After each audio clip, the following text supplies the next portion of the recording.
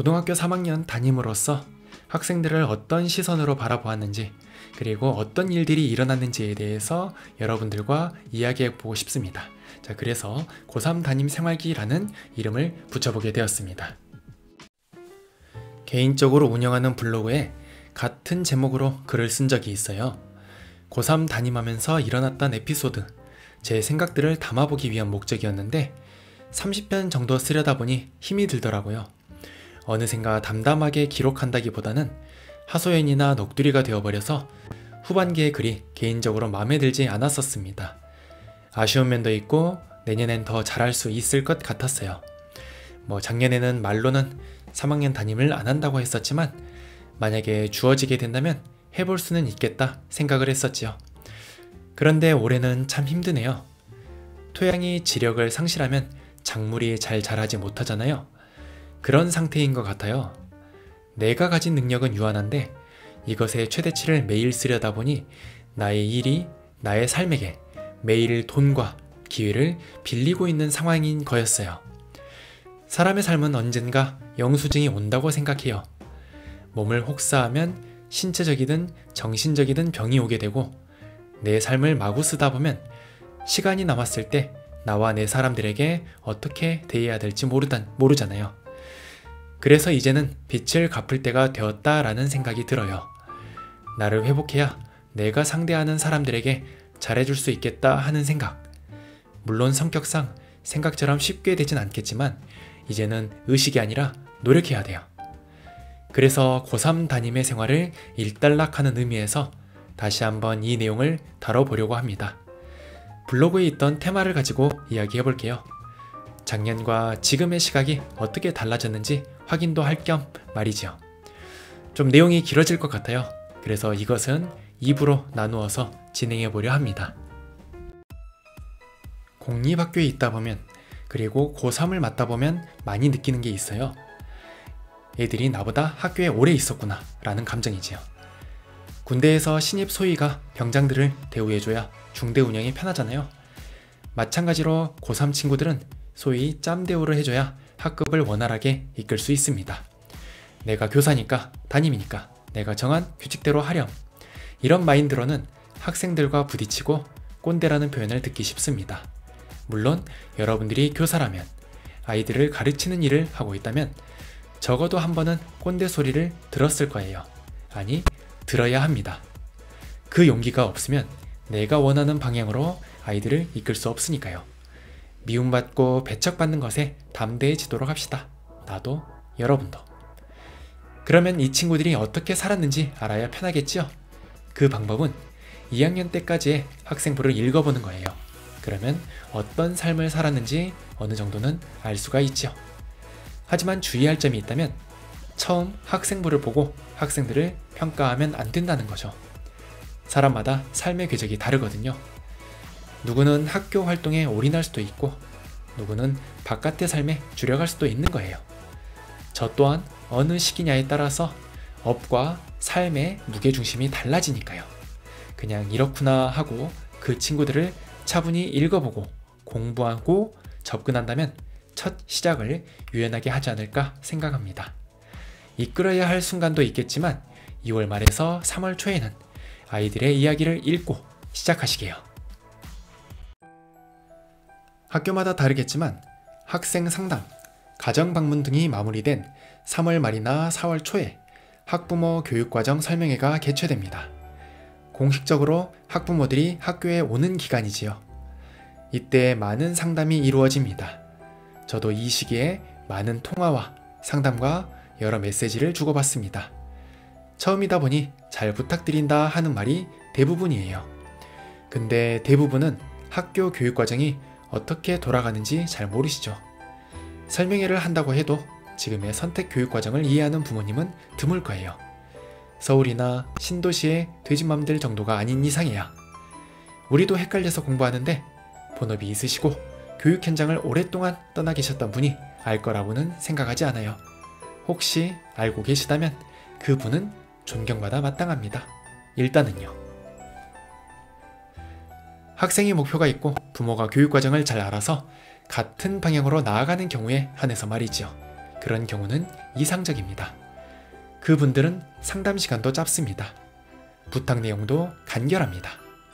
실력적 성장보다는 1년 동안 아이 마음이 다치지 않고 성장하길 바라시죠. 문제는 학생과 학부모의 방향이 다른 경우입니다. 학생은 학업에 뜻이 없는데 나쁘다는 것은 아닙니다. 학업의 때는 사람마다 다르게 오는 것이니 20대 중반에도 오거든요. 슬프지만 이미 지나갔을 수도 있고요. 그냥 지금 뜻이 없을 뿐입니다. 그런데 학부모의 열정은 서울대야. 그러면 애가 매우 힘들어합니다. 학교에 요구하는 것도 많습니다. 제 입장에서는 이 아이는 안 됩니다 라고 말할 순 없잖아요.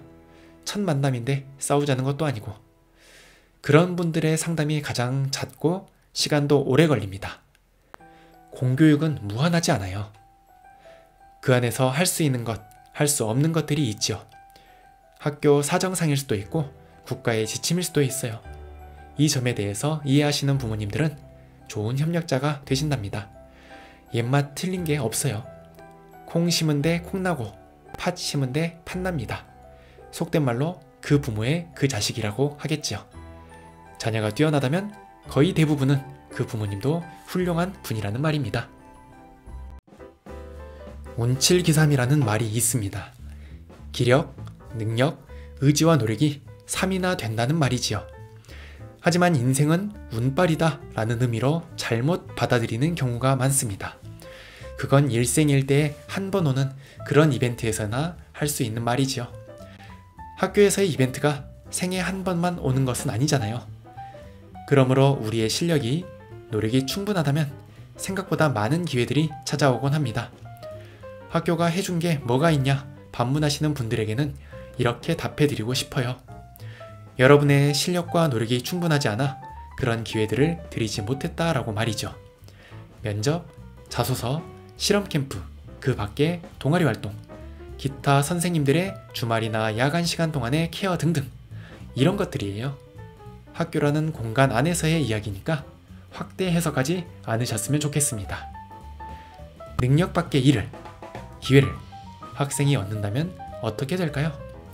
우선 절실하지 않습니다. 급한 건 선생이지요.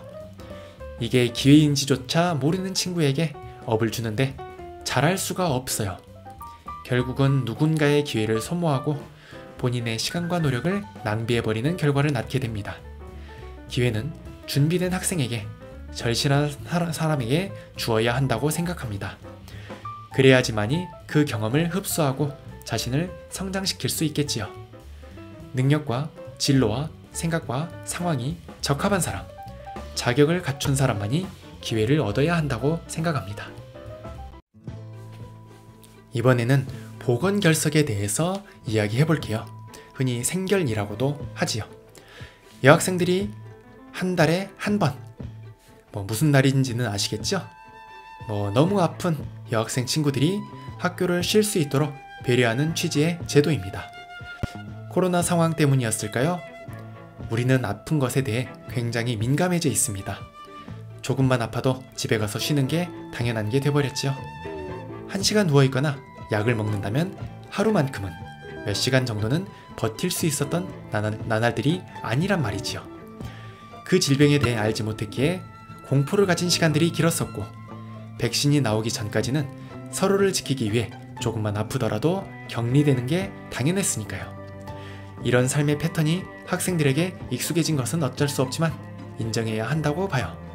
아무튼 여학생들은 보건결석을 마치 연차처럼 사용하는 경우들이 늘었습니다. 금요일이 되었는데 갑자기 많이 아파. 기숙사 룸메라면 그럴 수 있겠다 싶지만 그런 것도 아니고, 서로 친하냐? 또 그런 것도 아니에요. 그런데 특정한 날, 특정한 이벤트가 있는 날이면 함께 참여하는 것이 아니라 집에서 쉽니다. 어떤 제도든 그 틈을 비집고 이익을 보는 무리들이 생겨나잖아요. 그런 상황들이 보일 때마다 얄밉기도 합니다. 예전에 그랬어요. 생결로 빠지겠다고 했는데 걱정이 돼서 몇 시간 후에 전화를 했더니 친구들하고 밥 먹고 놀러 다니고 있어요. 그런 상황이 있었습니다. 애들은 다 알죠. 안 아픈데 조퇴하거나 결석한 것이라는 걸요. 특히 모의고사랑 내신 시험이 겹쳐 있을 때 생결을 쓰는 경우도 많습니다. 그럼 걔네는 어떤 시간을 보냈느냐? 그냥 그 시간에 내신 공부를 하는 거예요. 누구는 모의고사를 열심히 풀 때 말이죠. 뭐 다 보이는데 거기다 대고 뭐 모의고사 열심히 보라는 말이 남은 애들한테 먹힐 리가 없지요. 뭐 저도 미안하기도 하고요.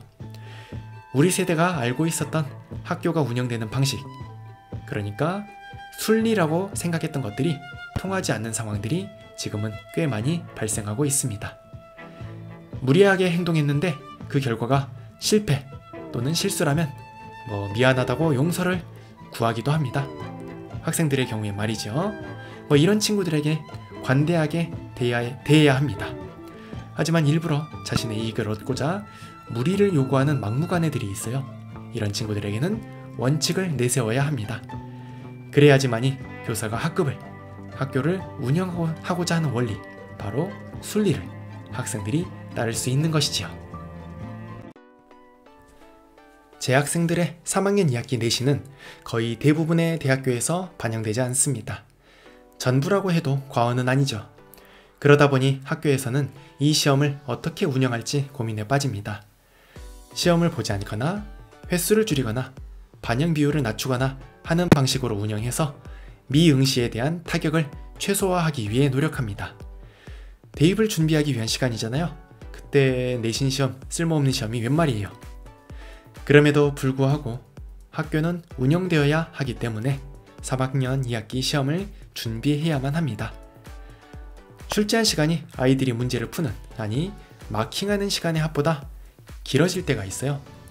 그럴 때 과목 담당 교사로서 소위 현타를 느끼게 되더라고요.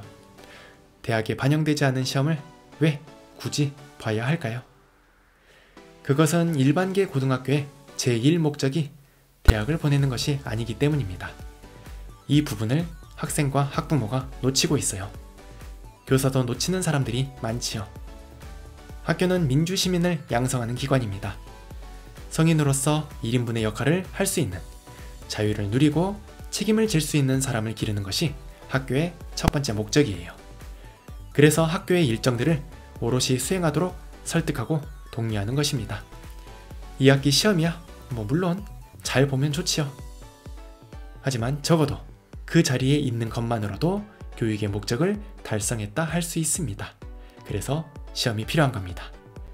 하지만 그것만 가지고는 좋은 중학생들을 데리고 올 수 없습니다. 결국 나의 성과, 학교의 이름을 드높이기 위해서는 좋은 중학생들을 고등학교를 데리고 와서 우리 학교에 적절한 프로그램을 수행하고 좋은 대학교, 그러니까 서울대나 의대 많이 보내면 됩니다. 그러면 또 좋은 중학생들이 입학을 해요. 이게 좋은 고등학교가 되는 선순환 공식이에요. 이런 상황이다 보니 민주시민의 양성이라고 학교의 의미를 말하면 안 먹히죠. 불편한 진실입니다. 사실 선생님도 학교도 공교육의 목적을 눈을 감는다면 3학년 2학기 시험을 굳이 봐야 하나 싶습니다.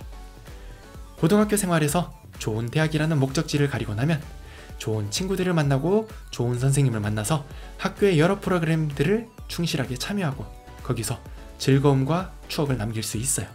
그걸로도 좋아요. 저는 그런 학교를 만들고 싶고 그런 선생님이 되고 싶답니다.